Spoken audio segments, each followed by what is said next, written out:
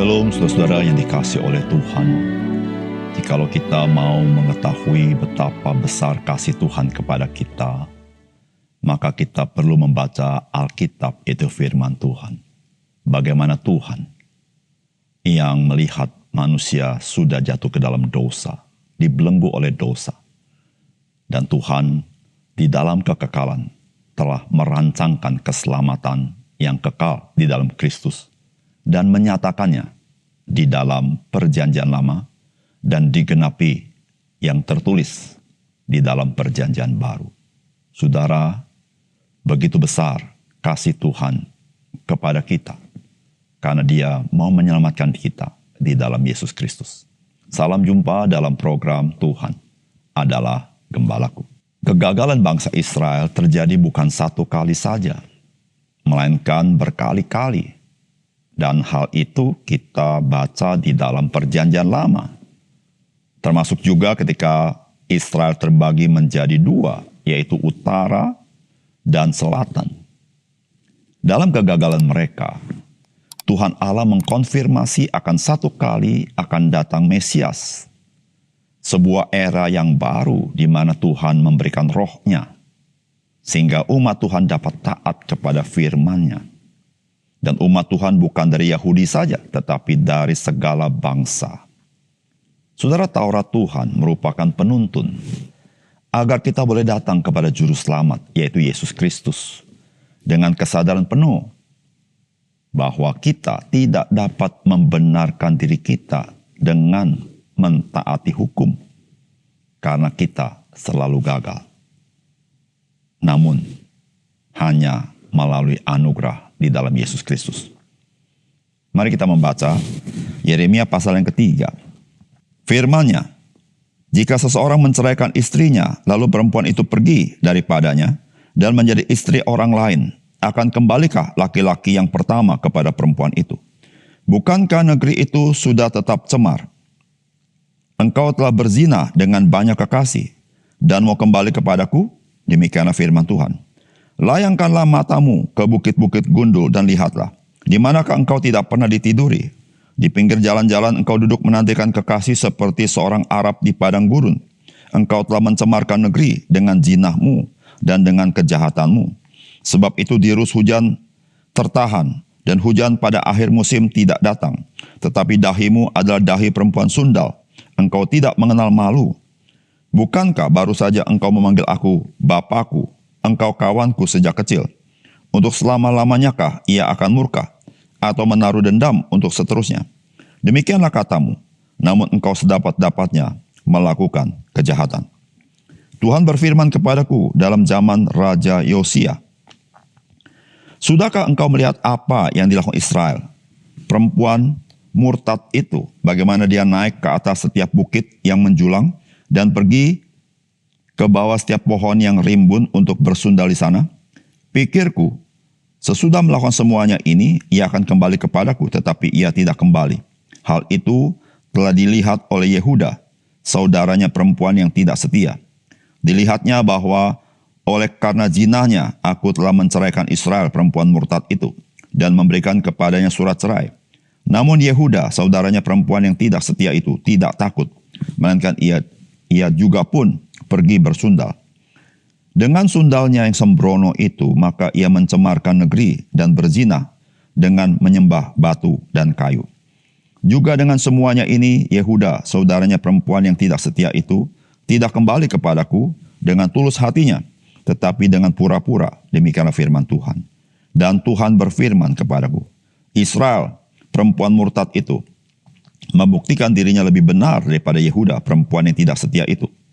Pergilah menyerukan perkataan-perkataan ini ke utara, katakanlah, kembalilah, hai Israel, perempuan murtad, demikian firman Tuhan. Mukaku tidak akan muram terhadap kamu, sebab aku ini murah hati, demikianlah firman Tuhan. Tidak akan murka untuk selama-lamanya. Hanya akuilah kesalahanmu, bahwa engkau telah mendurhaka terhadap Tuhan Allahmu, telah melampiaskan cinta birahimu kepada orang-orang asing di bawah setiap pohon yang rimbun, dan tidak mendengarkan suaraku. Demikianlah firman Tuhan.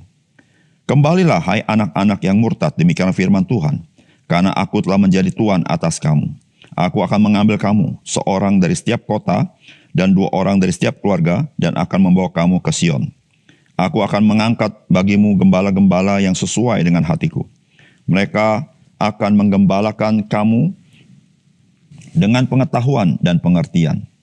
Apabila pada masa itu kamu bertambah banyak dan beranak cucu di negeri ini, demikianlah firman Tuhan, maka orang tidak lagi akan berbicara tentang tabut perjanjian Tuhan itu. Itu tidak lagi akan timbul dalam hati dan tidak lagi akan diingat orang. Orang tidak lagi akan mencarinya atau membuatnya kembali. Pada waktu itu, Yerusalem akan disebut tahta Tuhan dan segala bangsa akan berkumpul ke sana demi nama Tuhan ke Yerusalem, dan mereka tidak lagi akan bertingkah langkah menurut kedegilan hatinya yang jahat. Pada masa itu, kaum Yehuda akan pergi kepada kaum Israel, dan mereka akan datang bersama-sama dari negeri utara ke negeri yang telah kubagikan kepada nenek moyangmu menjadi milik pusaka. Tadinya pikirku, sungguh aku mau menempatkan engkau di tengah-tengah anak-anakku, dan memberikan kepadamu negeri yang indah, milik pusaka yang paling permai dari bangsa-bangsa. Pikirku, engkau akan memanggil aku Bapakku, dan tidak akan berbalik dari mengikuti aku. Tetapi sesungguhnya seperti seorang istri tidak setia terhadap temannya, demikianlah kamu tidak setia terhadap aku, hai kaum Israel. Demikianlah firman Tuhan. Dengar, di atas bukit-bukit gundul kedengaran tangis memohon-mohon dari anak-anak Israel. Sebab mereka telah memilih jalan yang sesat dan telah melupakan Tuhan Allah mereka. Kembalilah hai anak-anak yang murtad. Aku akan menyembuhkan engkau dari murtadmu. Inilah kami datang kepadamu, sebab engkaulah Tuhan Allah kami. Sesungguhnya bukit-bukit pengorbanan adalah tipu daya, yakni keramaian di atas bukit-bukit itu. Sesungguhnya hanya pada Tuhan Allah kita ada keselamatan Israel. Tetapi berhala yang memerlukan itu menelan segala hasil jerih lelah nenek moyang kita dari masa muda kita. Kambing domba mereka dan lembu-lembu mereka, anak-anak lelaki dan anak-anak perempuan mereka. Maka biarlah kita berbaring dengan perasaan malu, dan biarlah noda kita menyelimuti kita, sebab kita telah berdosa kepada Tuhan Allah kita, yakni kita dan nenek moyang kita, dari masa muda kita sampai hari ini, dan kita tidak mendengarkan suara Tuhan Allah kita. Saudara yang dikasihi oleh Tuhan, Tuhan memerintahkan Yeremia untuk berbicara kepada umat Tuhan, agar mereka kembali kepada Tuhan dengan mengakui kesalahan mereka. Umat Tuhan telah berlaku serong dan tidak menunjukkan tanda-tanda akan kembali. Dan mereka telah diperdaya oleh ilah-ilah kepada siapa mereka menyesatkan diri, yaitu kepada kesia-siaan. Sebab keselamatan hanya datang dari Tuhan. Saudara, apakah pesan firman Tuhan bagi kita? Yang pertama, hendaklah kita kembali kepada Tuhan. Karena panggilan pertobatan dari Tuhan masih berlaku pada masa anugerah ini. Saudara, firman Tuhan berkata demikian. Jika seorang menceraikan istrinya, lalu perempuan itu pergi daripadanya dan menjadi istri orang lain, akan kembalikah laki-laki yang pertama kepada perempuan itu?